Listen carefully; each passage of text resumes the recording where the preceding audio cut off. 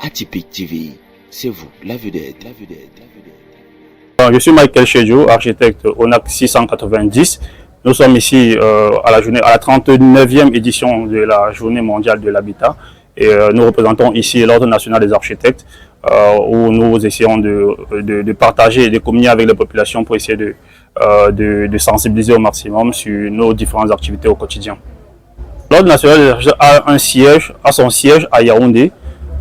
Voilà, et a également les différents vice-présidents dans chaque chef-lieu de région. Donc vous avez un vice-président littoral, vous avez un vice-président de l'Ouest également. Donc maintenant, l'ensemble de ces missions, en fait, l'Ordre national elle-même est l'organisation, la corporation qui régit le métier d'architecte au Cameroun.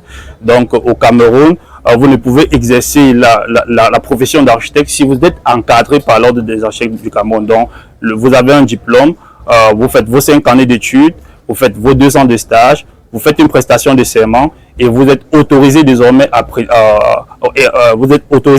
à exercer légalement la profession d'architecte. Donc voilà un peu la mission régalienne, c'est d'abord d'encadrer l'exercice légal de la profession d'architecte au Cameroun. Voilà la mission régalienne de l'Ordre national des architectes au Cameroun.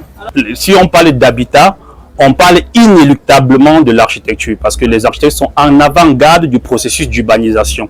Donc il serait juste incompréhensible de faire une journée mondiale de l'habitat sans parler d'architecture. Donc les deux corps qui seront en avant-garde seront les architectes et les urbanistes également. Donc les architectes se doivent, c'est d'une mission morale d'être partie prenante à cet événement. C'est même un événement de célébration de l'architecture, cette journée dont les architectes sont de manière naturelle partie prenante de cet événement. Déjà, nous avons fait récemment le 50e de l'Ordre national des architectes et on avait également plusieurs activités, en l'occurrence des activités d'ordre urbain et social. Donc, on a par exemple fait des missions de plantation d'arbres dans plusieurs villes. C'est déjà là montrer notre engagement social dans l'optique de contribuer à l'habitat durable. Nous avons également au sein même de l'ordre des confrères qui sont impliqués dans la valorisation de l'habitat durable au travers de la construction en briques de terre stabilisées, des technologies innovantes pour essayer de combattre au mieux le réchauffement climatique, les propositions éco-responsables que nous essayons d'intégrer au fur et à mesure dans nos propositions. Vous allez comprendre que l'architecture aujourd'hui fait face à beaucoup de problèmes, les problèmes d'ordre liés au complexe. Donc, c'est-à-dire les clients ou bien les promoteurs immobiliers eux-mêmes, deux fois, sont complexés.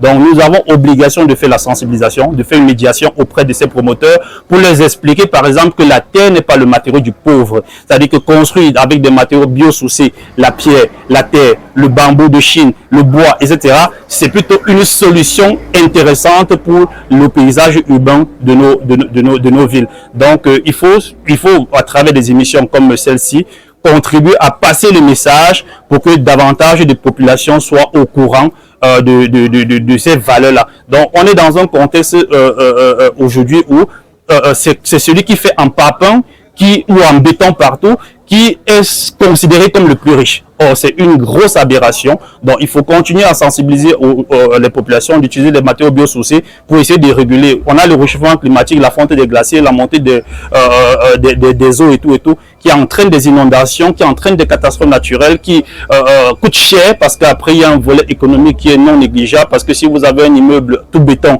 avec de la clim qui fonctionne 24/24, vous comprenez que vous êtes dans un investissement énergivore. Il faut donc essayer de faire une transition. Je dis pas de tout rompre, mais faire déjà une transition progressive vers l'habitat durable.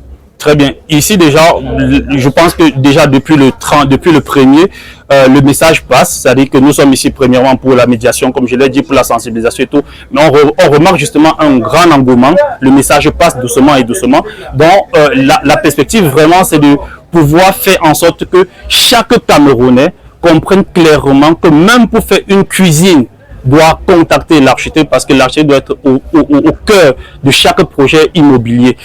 L'architecte fait de la médecine préventive parce que un espace peut vous rendre plus épanoui, un espace peut vous rendre mal à l'aise, irritant.